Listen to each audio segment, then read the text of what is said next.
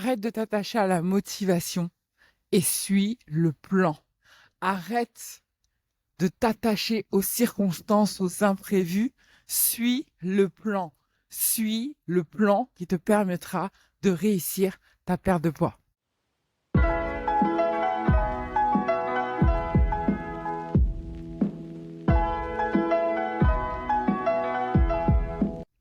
Bienvenue dans ce nouvel épisode de podcast. Je suis ravie de t'accueillir aujourd'hui dans ce nouvel épisode de Réussir sa perte de poids, dans lequel je vais te parler du plan. Souvent, on s'attache à la motivation pour avancer. On attend que la motivation soit là, constante, perpétuelle, pour pouvoir poser des actions pour réussir sa perte de poids. J'ai une mauvaise nouvelle à t'annoncer, mais je pense que tu la connais déjà. La motivation, elle fluctue. Une fois elle est là, une fois elle n'est pas là, et 90% du temps, elle n'est pas là. Si tu t'attaches à cette motivation, tu n'avanceras pas. Et donc, tu n'atteindras pas ton objectif. Le seul véritable moteur pour atteindre ton objectif, c'est ton plan d'action. Ton plan d'action. Alors, la question que j'ai envie de te poser, c'est est-ce que tu as un plan d'action ? Alors, si tu ne me connais pas, laisse-moi me présenter. Moi, c'est Patricia Klopkar. Je suis diététicienne nutritionniste, spécialiste de la perte de poids. Ma mission, c'est d'accompagner les femmes dans leur perte de poids pour qu'elles se sentent enfin belles et épanouies dans leur corps. Je t'emmène avec moi, comme chaque matin, pour te partager mes meilleurs conseils, mes tips, mes réflexions qui, je pense, peuvent t'aider dans ta perte de poids. Objectif, 10 000 pas par jour, avec une bonne cadence. Alors, si tu me sens essoufflé, c'est normal, j'essaye de tenir la cadence. Et puis, si tu entends des bruits autour de moi, c'est normal aussi, parce que je suis en extérieur. Bref, le plan d'action. Ça, c'est ta carte routière. C'est ton GPS. C'est sur ça qu'il faut que tu t'attaches. Parce que c'est lui qui va t'amener à ton point d'arrivée. C'est lui qui va t'amener à tes moins 5, tes moins 10, tes moins 15 kilos. C'est ton plan d'action et uniquement ça. Alors laisse tomber la motivation, laisse tomber les circonstances, le beau temps, ce que tu veux. Concentre-toi sur ton plan d'action. Alors si tu n'en as pas, laisse-moi te donner 2-3 conseils pour t'en créer un. Numéro 1, tu vas poser ta situation de départ. T'en es où exactement au niveau de ton poids, tes mensurations. Prends une photo de toi, aujourd'hui, ta taille, tes mensurations, ton humeur, ton état d'esprit, comment tu te sens de manière générale, ton niveau de sommeil, est-ce que tu dors bien, ton niveau de stress, est-ce que tu t'es stressé ou pas, ta gestion des émotions de manière générale, ton équilibre alimentaire, est-ce qu'il est bon, est-ce qu'il est pas bon. Fais-toi un état des lieux. Ça, c'est ton point de départ. Première chose. Ensuite, tu vas commencer à visualiser ton point d'arrivée. Où est-ce que tu veux aller? Oui, tu veux perdre du poids. Combien tu veux perdre exactement? Dans quelle humeur tu veux te sentir? Comment tu veux gérer ton sommeil? Comment tu veux gérer ton équilibre alimentaire? Comment tu veux gérer ton comportement alimentaire? Détaille absolument tout. Il faut que tu aies une vision très claire de ton point d'arrivée. Qu'est-ce que tu veux travailler précisément? Où est-ce que tu veux t'améliorer précisément? Les kilos que tu veux perdre précisément?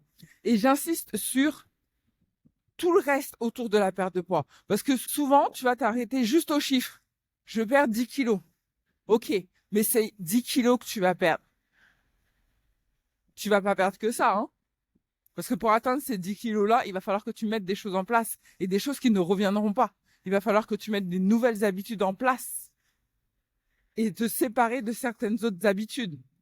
Donc, il y a plein d'autres choses à transformer pour perdre ces 10 kilos. Donc, vraiment, fais-toi une fiche détaillée de ton point d'arrivée. Tu peux même aller plus loin et aller même créer un vision board de tes objectifs.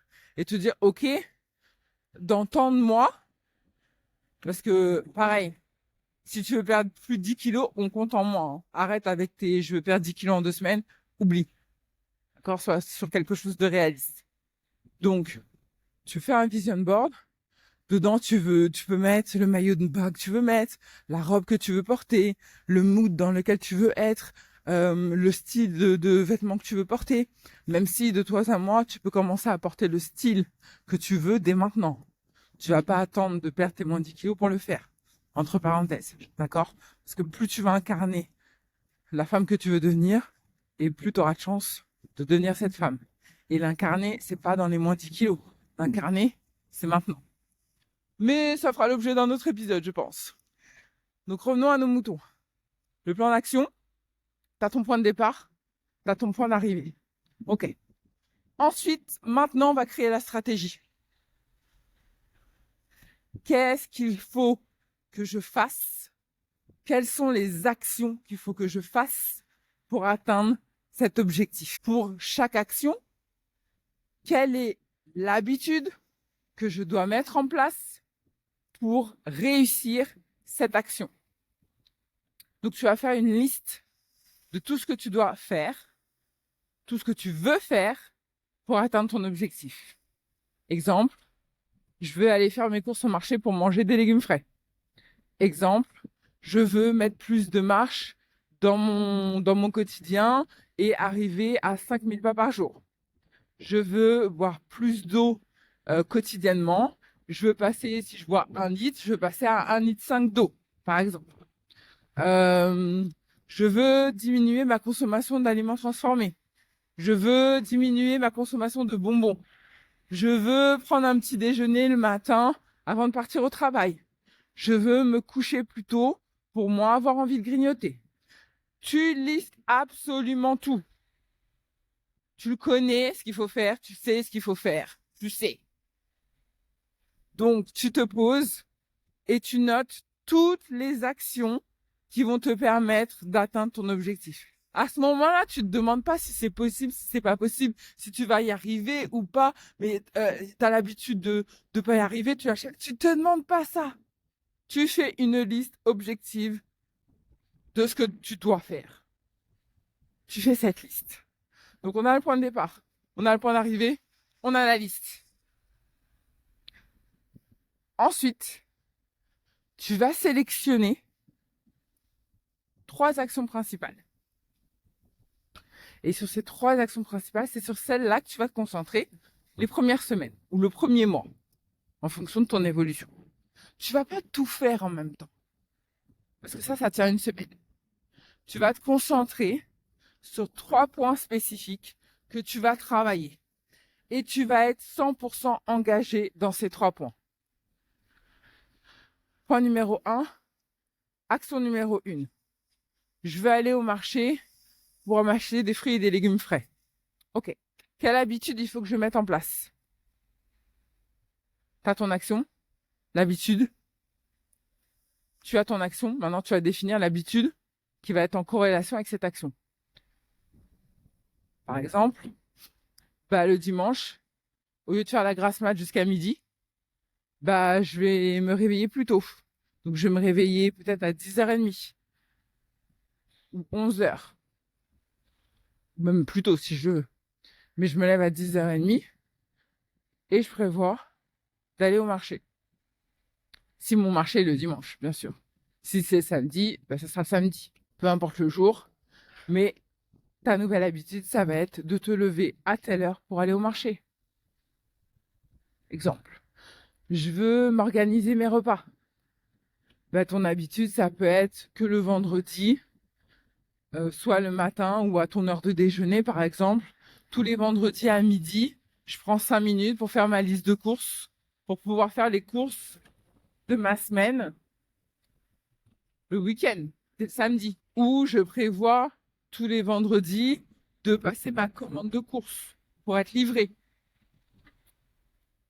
Peu importe ce que tu choisis, mais tu vas trouver une habitude à mettre en place pour réaliser ton action principale. Et ça, tu vas faire pour toutes les actions. Ensuite, et ça c'est la 3e et dernière chose, tu vas traquer.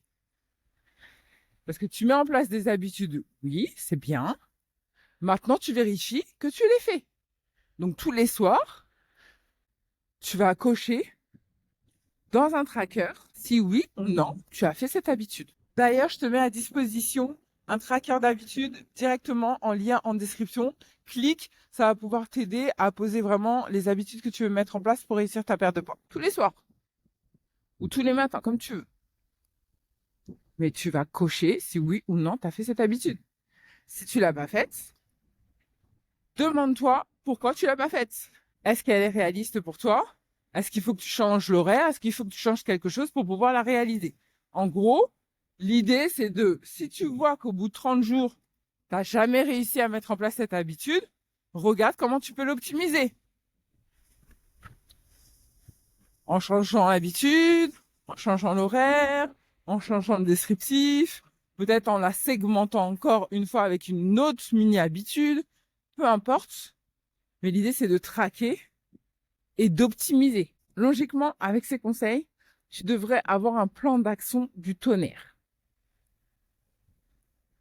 Point de départ, tu le définis. Tu définis aussi ton point d'arrivée. Tu définis les actions. Tu définis les habitudes qui vont être en lien avec ces actions. Et tu traques. Pour ça, c'est pépite. Maintenant, il n'y a plus qu'à appliquer.